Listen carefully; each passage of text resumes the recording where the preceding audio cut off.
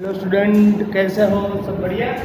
चल, आज हम शुरू करेंगे हमारा chapter number new chapter number 5.2 exercise 5.2। चल, सबसे पहले आज देख लेते हैं। कुछ नए क्वेश्चन से शुरुआत करते हैं। Determine the 80 was third term if 16 and 7 exists fifth term by 10। हमें यहाँ पर 80 यानी अरिथमेटिक एंड प्रोग्रेशन ढूंढना है। हमें पूरी सीक्वेंस यानी सीरीज ढूंढनी है। Determine the 80 was third term is 16। यहाँ पर दिया गया हमारी थर्ड टर्म है वो कितनी है? 16। थर्ड टर्म है वो हमारी कितनी है? 16। थर्ड टर्म इज 16 यानी A3 यानी क्या होगा हमारा 16। आई बात समझ में? A3 को हम किस तरह से लिख सकते हैं? A plus 2D। सबसे पहले तो हमें AP ढूंढना है, तो AP ढूंढने के लिए हमें A यानी कि फर्स्ट टर्म और D यानी कि कॉमन डिफरेंस दोनों जानना जरूरी है। पर यहाँ पर कुछ है नहीं तो हमें वो एडजस्ट करना पड़ेगा। रेडी? तो A3 is equal to the second थी हमारे क्या? 7 term is exist the fifth term by 10। 7 term है वो एग्जिस्ट करती है फिफ्थ टर्म को 12 से, यानी फिफ्थ टर्म यानी A5 को 12 से। आगे बात समझ गए? यानी 7th वाली जो टर्म है वो एग्जिस्ट करती है फिफ्थ टर्म को 12 से, यानी कि 7th वाली टर्म वो फिफ्थ से कितने गुना ज्यादा है? 12 प्लस 12 गुना ज्यादा है, यानी कि 7th वाली जो इससे ज्यादा थी यहाँ वही कहा है कि 7th टर्म है वो एग्जिस्ट है फिफ्थ टर्म बाय 12, यानी 7th टर्म है वो फिफ्थ टर्म से प्लस 12 ज्यादा है। प्लस 12 ये ज्यादा है, अगर दोनों को इक्वल करना पड़ेगा तो प्लस 12 इस पर ऐड करना पड़ेगा ना। अगर दोनों को सेम करना है तो प्लस 12 इस पर ऐड करना पड़ेगा। रेडी? चलो, अब इसका सॉल्यूशन करते हैं। A7 यानी कि A plus 6D लिख सकते हैं हम 7 वाली टर्म को। A5 यानी A plus 40 लिख सकते हैं प्लस 12। यहाँ पर A कट हो गया, देख लो अच्छी तरीके से। 6D बचा, यहाँ 6D is equal to 40 plus 12। देखो यहाँ 40 इधर चला आएगा तो पॉजिटिव है, तो इधर जाएगा तो नेगेटिव, यानी इज इक्वल टू 12। 6D में से 40 जाएगा 2D is equal to 12। D को वेरिएबल बनाओ, D क्या आएगा? ऑपोजिट साइड ऊपर 2 6 जा 12, यानी D इज इक्वल टू हमें क्या मिला? 6। चलो, D तो हमें मिल गया, हमें क्या ढूंढना था? A। How can we find the A? Here we get the value of D and this value put in the equation number 1. This value put in the equation number 1. Now we put the value in equation first। हमें equation first में value put करनी है। Equation first हमारे हिसाब से कौन सी थी? A plus 2D is equal to 60। Ready? A क्या है हमारे पास? वो चीज से देख लो। A क्या है हमारे पास? A तो वैल्यू ढूंढना है as it is 2। D की वैल्यू क्या थी हमारे? 6 is equal to 16 है। A is 6 to the 12 यानी 16। 12 उधर जाएगा तो A is equal to 16 minus 12, यानी कि A is equal to हमें क्या मिला? 4। हमें A और B दोनों मिल गए। हमें क्या ढूंढना है? AP। How can we find the AP? You know that very well। First term यानी कि A1 यानी कि A। फर्स्ट टर्म को हम A बोलेंगे, दरवाजे A भी बोलेंगे। A हमें मिल रही है 4। How can we find the second term? A2 you know that very well। A2 is equal to A plus D। आई ना बात समझ में? हमारी पहले या दूसरे लेक्चर में ही करवाया था कि आपको अगर AP फाइंड करनी है तो आप इस तरह से भी कर सकते हैं। सेकंड टर्म यानी A plus D। A क्या हमारे पास? 4 plus 6 यानी हो गया हमारा 10। आगे बात समझ में? अब हमारी हो गई थर्ड टर्म यानी A3 A plus 2D। A था 4 plus 2 as it is, D की वैल्यू है 6, यानी कि 4 as it is 6 to the 12 यानी आएगा 16। रेडी? चलो, A4 is equal to A plus 3D। A is equal to 4 3 as it is, D की value 6, 4 as it is 6 3 जा 18 plus 4 is 22। Now our AP is हमारी AP क्या हो गई? 4 10 16 20 up to dot. आगे बात समझ में पहले तो A और D फाइंड करना था। A और D आपको अगर मिल जाए इक्वेशन बनाते समय तो आपको वो सब्स्टिट्यूट करनी है और आपको मिल जाएगा अपना 30 का टर्म। अगली बात समझ में अच्छे तरीके से नहीं समझ में आए तो बोलना, रिपीट करवाऊंगा। ओके चलो। हेलो स्टूडेंट, कैसे हो? सब बढ़िया? चलो, आज ये सब इम्पोर्टेंट है, देख लेना अच्छी तरीके से, मोस्ट इम्पोर्टेंट है। रेडी? चलो, find the 20 term of the first of the last of the 80। 20 term ढूंढनी है पर पीछे से find the 20 term from the last, यानी पीछे से 20 वाली टर्म कौन सी होगी वो हमें ढूंढनी है। पर पहले कितनी टर्म है वो तो ढूंढ लेनी पड़ेगी ना, हमें मालूम नहीं है कितनी टर्म है, तो पहले लास्ट से 20 वाली टर्म ढूंढनी है हमें, वो कितनी होगी। तो पहले लास्ट से ढूंढनी है, यानी कितनी टर्म होगी वो तो समझ लेते। तो यहाँ पर गिवन इंफॉर्मेशन हम फर्स्ट टर्म ढूंढ सकते हैं। फर्स्ट टर्म क्या है हमारे पास? फर्स्ट टर्म यानी ये हमारे पास 3 कॉमन डिफरेंस, यानी b, यानी a2 माइनस a1। a2 क्या है हमारे पास? 8 माइनस 3 यानी 5। b हमें मिल गया 5। आगे बात समझ में। लास्ट टर्म यानी l, लास्ट टर्म को l भी कहा जाएगा और an भी कहा जाएगा। रेडी? आई बात समझ में। लास्ट टर्म को हम n भी बोल सकते हैं और l भी बोल सकते हैं, याद रख लेना अच्छी तरीके से। लास्ट टर्म को हम n भी बोल सकते हैं और l भी बोल सकते हैं। तो लास्ट टर्म हमारी होगी n = 253। n की फॉर्मूला आपके पास क्या है देखो, हमें क्या ढूंढना था वो अच्छी तरीके से देख लो। रेडी? तो चलो, formula n = a + n - 1 into, सबसे पहले तो हमें कितनी टर्म है वो ढूंढनी है ना, यानी नंबर ऑफ टर्म ढूंढनी है।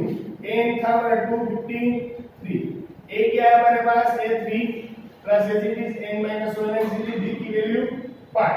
चलो इसको सिंपलीफाई करो, 253 as it is plus 3 as it is, 5 अंदर जाएगा, सबके साथ मल्टीप्लाई का 5 मल्टीप्लाई यानी 5 है, 5 मल्टीप्लाई बाय 1 यानी 5, और इधर 5 is negative and 3 are positive side. Opposite side always do a subtraction. 5 में से 3 जाएगा तो 2, 253 इज इक्वल टू, इधर जाएगा तो 2 आ जाएगा, -2 बीजीपी साइन है। रेडी? ये -2 इधर चला जाएगा तो 253 प्लस -2 है इधर आएगा प्लस, यानी 5। इन दोनों का एडिशन करो, 255 इज इक्वल टू 5। हमें क्या करना पड़ेगा? n को वेरिएबल बनाओ, ऑपोजिट साइड है वो ऊपर जाएगी, यानी 255/5। रेडी?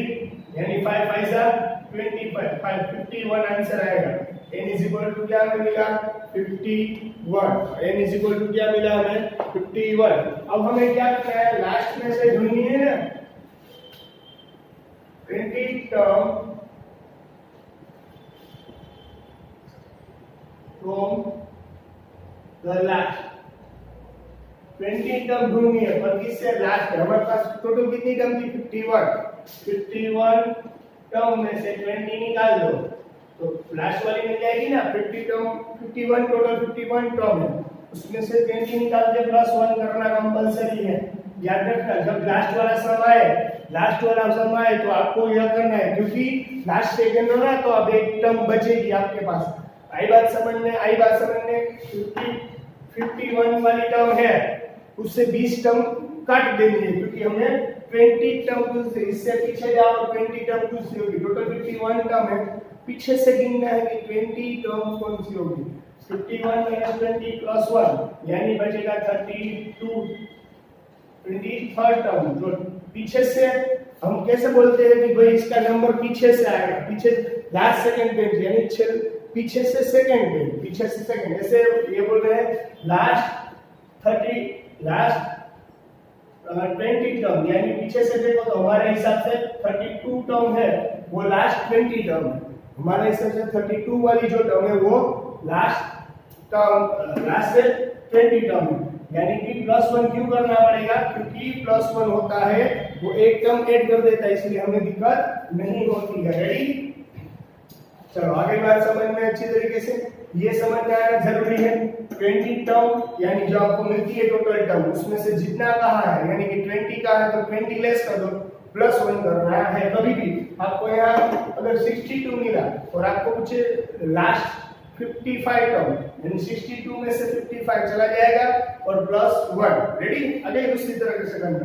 चलो 20 टर्म फ्रॉम द लास्ट, यानी 32nd टर्म मिल गई, यानी हमें A32 ढूंढना है। हमें पूछी थी लास्ट से 20 टर्म कौन सी है, लास्ट से 20 टर्म थी 32 कैसे फाइंड करेंगे, उसकी वैल्यू क्या रहेगी, a + 31d, a + 31d। a क्या है हमारे पास, देख लो अच्छी तरीके से, a तो है हमारे पास, a = 3, 31 as it is, d की वैल्यू क्या है 5। रेडी, 3 एज इट इज, 5 1 जा 5 and 3 5 जा 15, 158। लास्ट से 32 टर्म है वो रहेगी 158, वो रहेगी 158। आगे बात समझ में अच्छी तरीके से, आगे कोई भी दिक्कत हो देख लो अच्छी तरीके से, कोई चीज नहीं समझ में आएगी पूछ सकते हो। रेडी, चलो हेलो स्टूडेंट, अब हम शुरू करेंगे नेक्स्ट एग्जांपल। अच्छी तरीके से देख लो, ये भी इंपॉर्टेंट है।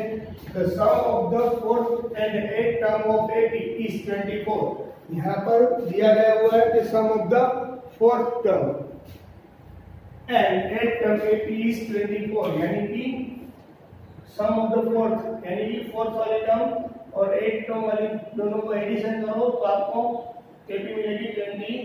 आगे बात समझ में अच्छी तरीके से, the sum of the 6 term and 10 term is 44, यानी कि 6 टर्म और 10 टर्म उसका है टोटल टर्म 44। आगे बात समझ में, चलो इसको सिंपलीफाई करो। a4 को हम किस तरह से लिख सकते हैं, a + 3d और a8 को a + 7d is equal to 24।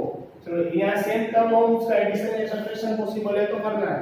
यहाँ a दोनों टर्म सेम है यानी 2a, 3d और 7d यानी 10d is equal to 24. So it is our equation number first. Now let we settle s6 is equal to, you know that very well, how can we write it, a + 5d and then second a + 9d, understood। now first term यानी a दोनों same है यानी कि same term का addition subtraction possible है। 2a + 7 9 + 5 यानी 14d is equal to 24। it is our equation number 2।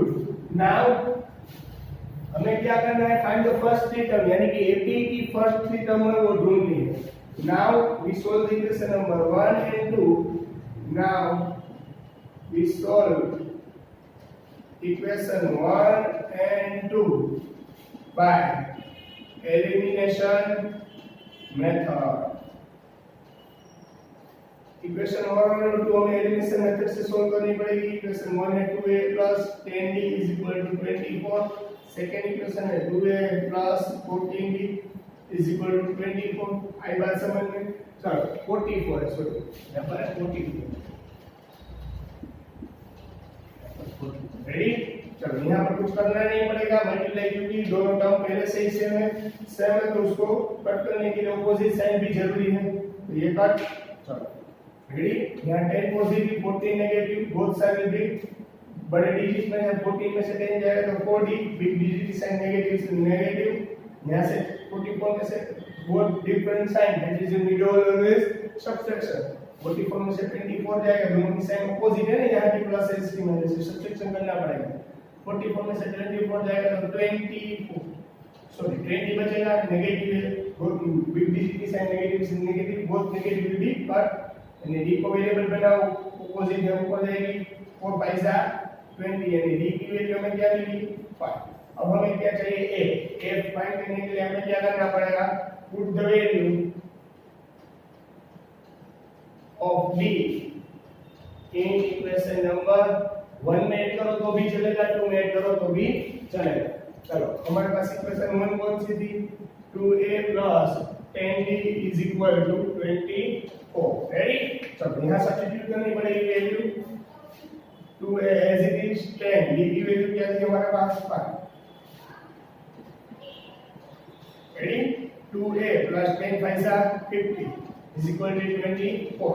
Same term है उसे इंटरचेंज करनी है, सेम टर्म है उसे इंटरचेंज करनी है, 50 उधर जाएगा, 2a is equal to 24 minus 50, opposite sign है, देखो इन दोनों की ऑपोजिट साइन है, क्यों 50 उस तरफ ले लिया क्योंकि सेम टर्म होती है, यहाँ पे कांस्टेंट टर्म ये भी कांस्टेंट है, यानी कांस्टेंट टर्म का एडिशन सब्ट्रैक्शन पॉसिबल होता है, यानी इसे 50 को इस तरफ ले नेगेटिव आ गया, 24 में से -50 चला जाएगा, यानी बचेगा 26 बट के साथ नेगेटिव क्यों, क्योंकि बिग डिजिट की साथ है। रेडी, हमें क्या करना है, ए को वेरिएबल बनाना है यहाँ से -26/2 यानी 30 ए इज इक्वल टू हमें मिला -30 ए इज इक्वल टू हमें मिला -30 हमारी फर्स्ट टर्म रहेगी -30 और सेकंड टर्म सॉरी डी रहेगा हमारा 5। तो हमें फर्स्ट टर्म ढूंढनी है ना, तो फर्स्ट टर्म को हम ये बोलेंगे a1 भी बोल सकते हैं, इसे हम a भी बोल सकते हैं। रेडी ना, a1 कहेंगे a कहेंगे, बोथ विल बी इक्वल, यानी हमारे पास फर्स्ट टर्म है -30। चलो सेकंड टर्म यानी a2 यानी a प्लस b, a क्या था हमारे पास -13, b क्या है हमारे पास 5। रेडी, 13 में से 5 चला जाएगा तो -8। आगे बात समझ में। चलो सेकंड थर्ड टर्म यानी a इसे किसे डिनोट कर सकते हैं, a प्लस 2d, a क्या था हमारे पास -30 प्लस 2 d की वैल्यू 5 यानी -30 प्लस 2 5 10 यानी मल्टीप्लाई होगा। रेडी, -30 2 5 10 -30 प्लस 10 यानी मिलेगा हमें -3, बिग डिजिट की साइन है इसलिए, यानी a3 हमें मिल गया -10, a2 इज इक्वल टू -8 और a1 इज इक्वल टू -30। चलो यहाँ पर 3 टर्म मिल गई, 1 2 और 3। The AP was -30 -8 -3 आगे बात समझ में, इस तरह से हम AP यहाँ पर भी फाइंड कर सकते हैं। आपको कुछ नहीं करना है, A और D फाइंड करना है और सब्स्टिट्यूशन मेथड तो आपको पहले से ही आती है, इसलिए इसमें भी कुछ दिक्कत होगी नहीं। फिर भी कोई दिक्कत हो, नहीं समझ में आए तो मैं एक और बार करवाऊंगा, हमें कोई दिक्कत नहीं है, पर इतना आना पहले ज़रूरी कंपलसरी है। अगर ये नहीं समझ में आएगा तो आगे कुछ नहीं समझ में आएगा। रेडी, चलो।